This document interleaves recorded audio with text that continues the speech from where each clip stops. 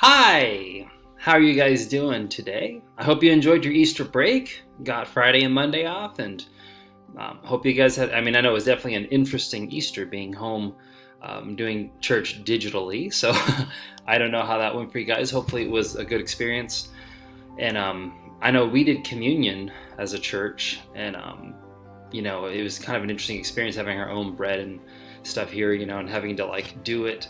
Um, by watching our interim pastor on the camera lead the whole thing. It was a very interesting experience, at least. But here we are now back to the chapter. We've been talking about Europe, and just in case you forgot, we talked about the UK and Scandinavia last week, and now we're going to be talking about continental Europe. And I'm just going to be real with you guys. The fact that our book expects to get through continental Europe in one lesson is insane, because there's so much here. There's no way I can possibly give enough time to each country here, so you're just gonna have to bear with me. I'm gonna give you some highlights, basically, of these different countries.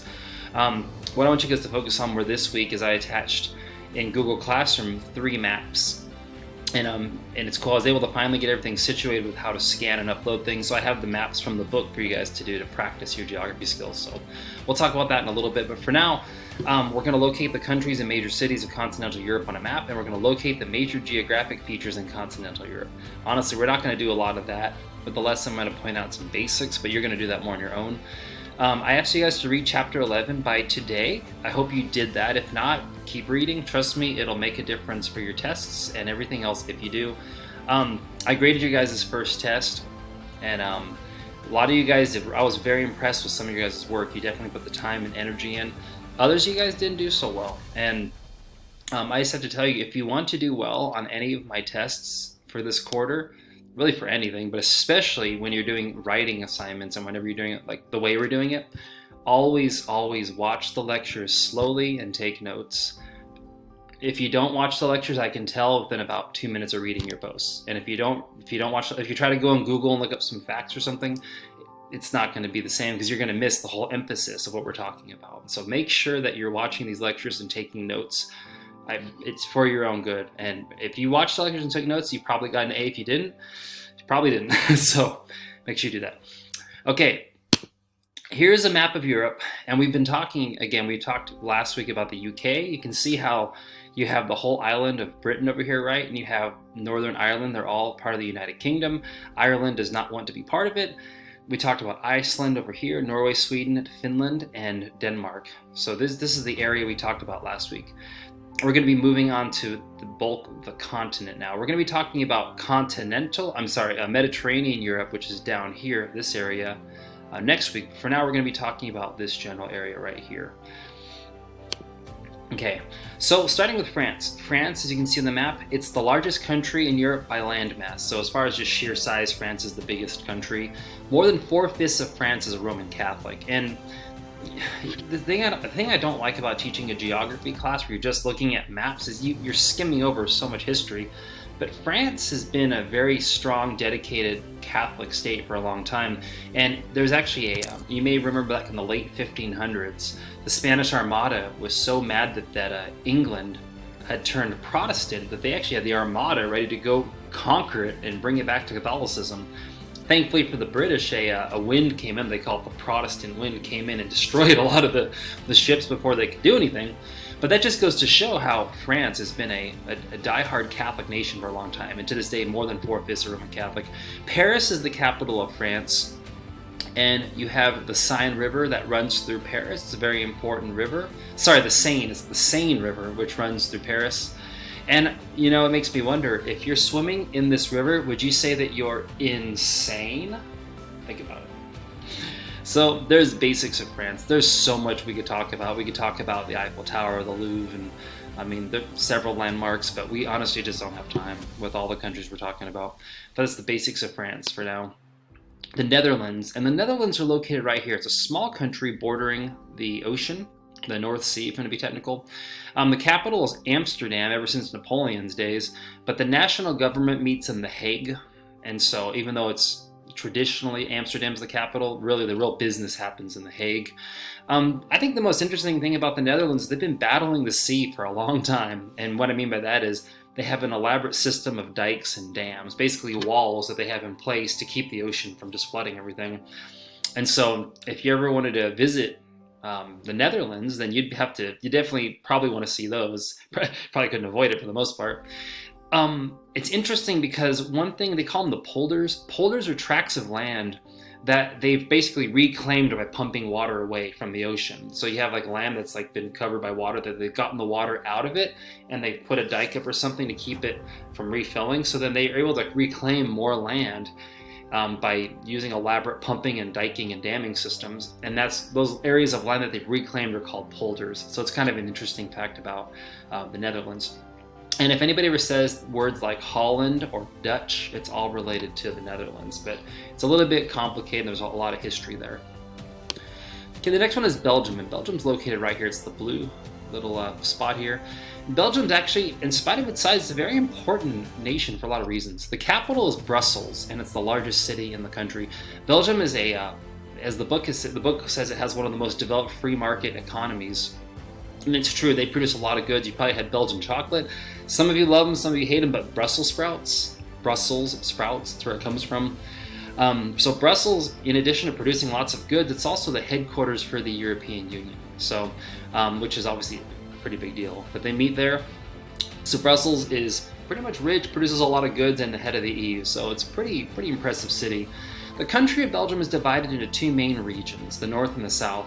And there's three official languages: French, German, and Dutch.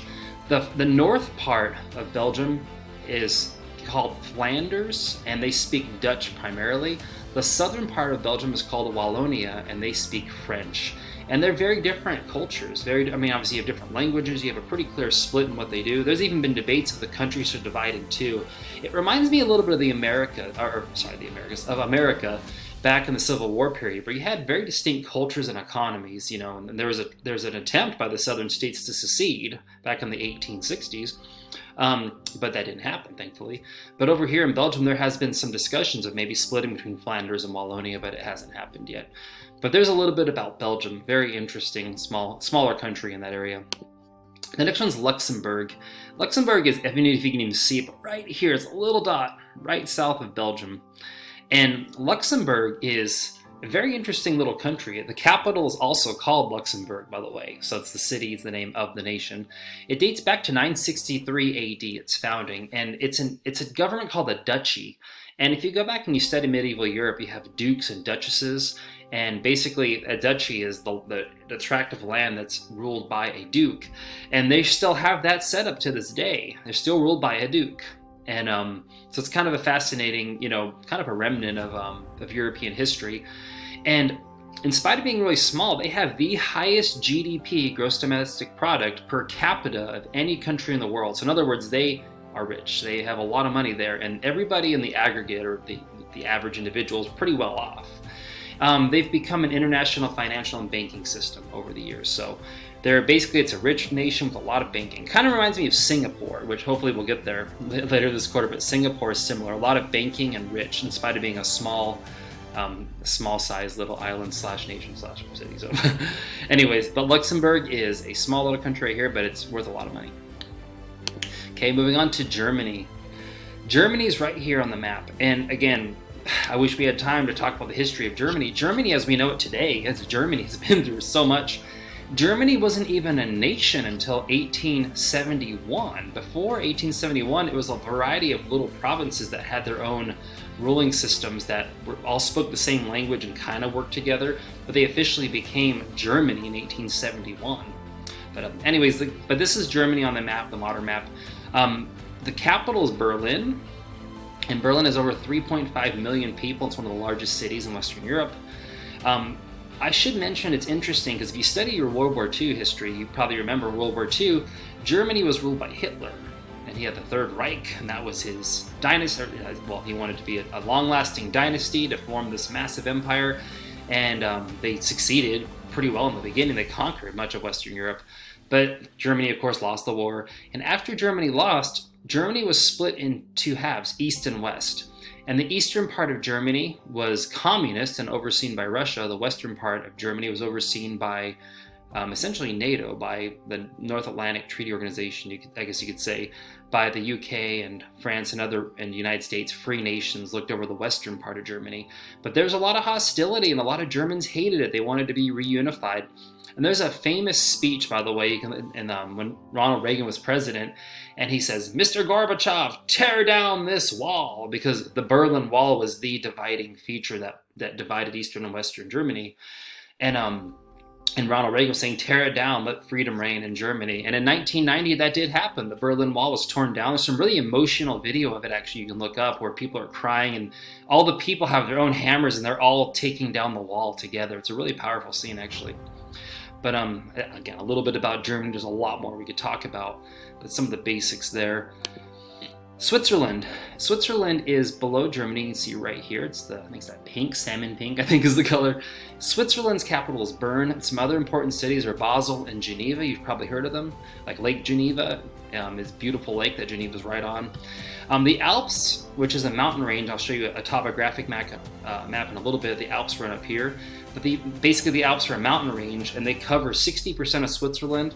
Yet only 10% of the Swiss people live in the mountainy area. Most of them live not in the mountains. Switzerland's divided in what's called cantons. These were originally self-governing districts, and they eventually unified to become Switzerland. And after they unified, these 5 cantons became a federal republic. And put that in perspective, the United States is a federal republic. Every state governs itself to an extent, but we have a central capital that has power over the states as well. So you have a division between a federal government or a central government, and then each state having its own government. That's what America has, and that's what Switzerland has as well. But instead of states, just think of cantons. That's the simplification, but keep it easy. Switzerland has been a neutral nation for a long time. Neutral means they don't join sides in conflict, and so they are very strict on neutrality.